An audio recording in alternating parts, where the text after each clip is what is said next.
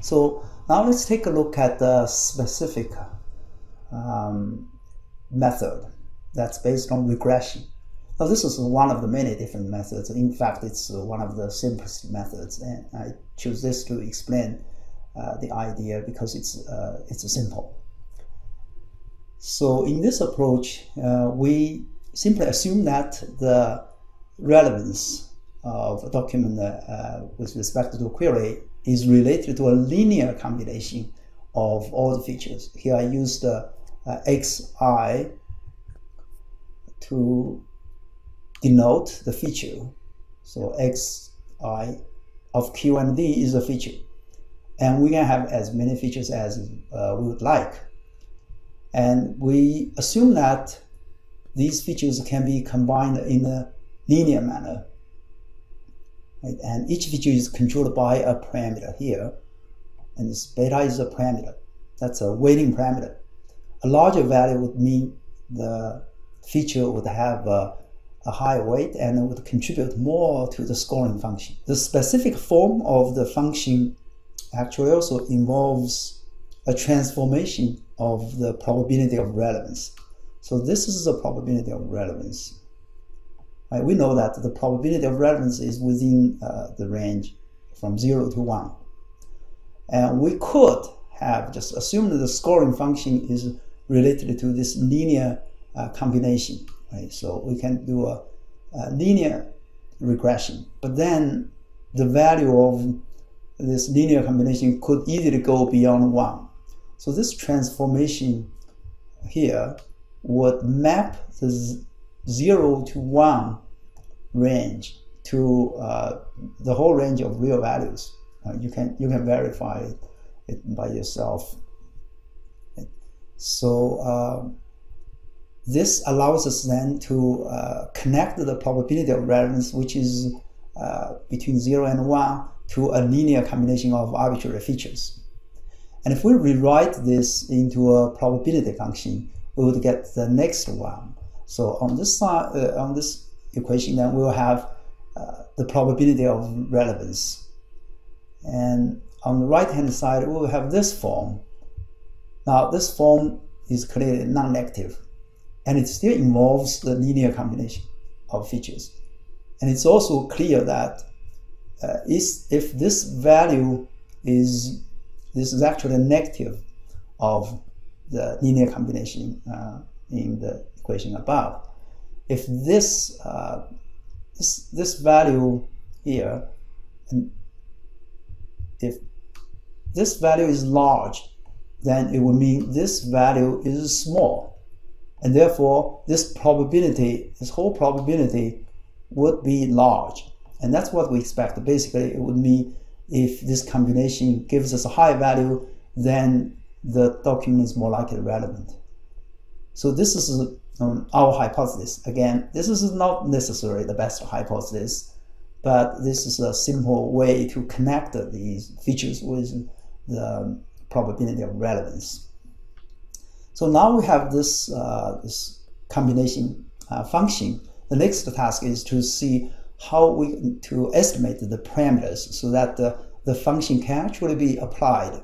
Right? Without knowing the beta values, it's harder to apply this function. Right? So let's see how we can estimate beta values. Right? Let's take a look at a simple example. Right? In this example, we have 3 features. One is BM25 score of the document and the query. One is the page rank score of the document, which might or might not depend on the query. We might have a topic sensitive page rank that would depend on the query. Otherwise, the general page rank doesn't really depend on the query. And then we have BM25 score on the anchor text of the document. Now, these are then the feature values for a particular document or query pair. And in this case, the document is D1, and the judgment says that it's relevant. Here's another training instance with these feature values. But in this case, it's non-relevant. Okay, this is an overly simplified case where we just have 2 instances, but it's sufficient to illustrate the point. So what we can do is we use the maximum likelihood estimator to actually estimate the parameters. Basically, we're going to predict the relevance status of the document based on the feature values. That is, given that we observe these feature values here, can we predict the relevance here? And of course, the prediction will be using this function that you see here. And we hypothesize that the probability of relevance is related to features in this way. So we're going to see for what values of beta we can predict the relevance well. What do we mean? Well, what do we mean by predicting the relevance well? Well, we just mean in the first case for D1, this expression here, right here, should give high values. In fact, we hope this to give a value close to 1. Why? Because this is a relevant document. On the other hand, in the second case, for D2, we hope this value will be small, right? Why? It's because it's a non-relevant document. So now let's see how this can be mathematically expressed. And this is similar to expressing the probability of a document. Only that we are not talking about the probability of words, but talking about the probability of relevance, 1 or 0. So what's the probability of this document being relevant if it has these feature values? Well, this is just this expression, right? We just need to plug in the xi's. So that's what we will get.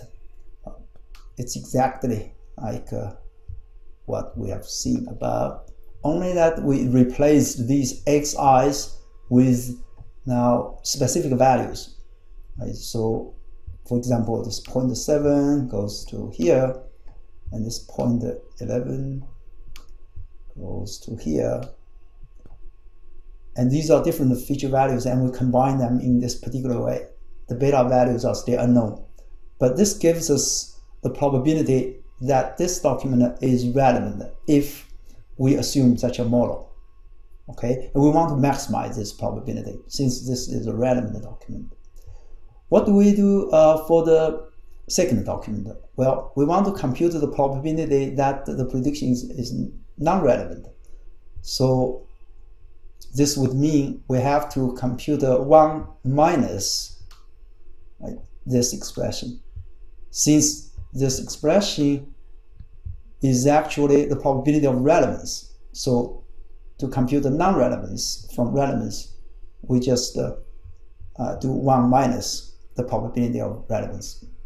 Okay, so this whole expression then just is our probability of predicting these two relevance values. One is 1 here, one is 0, and this whole equation is our probability of observing a 1 here and observing a 0 here.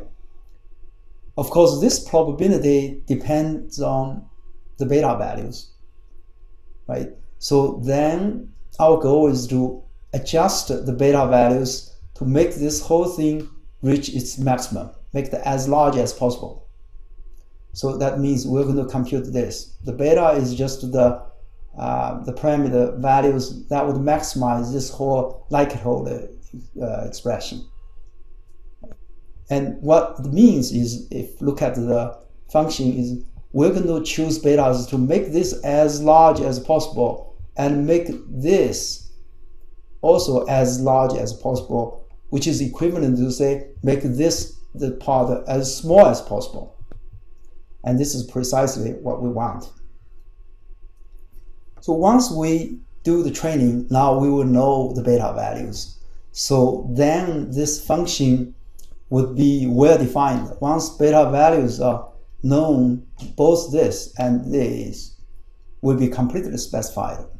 So for any new query and new documents, we can simply compute the features for that pair, and then we just use this formula to generate the ranking score. And this scoring function can be used to rank documents for a particular query. So that's the basic idea of learning to rank.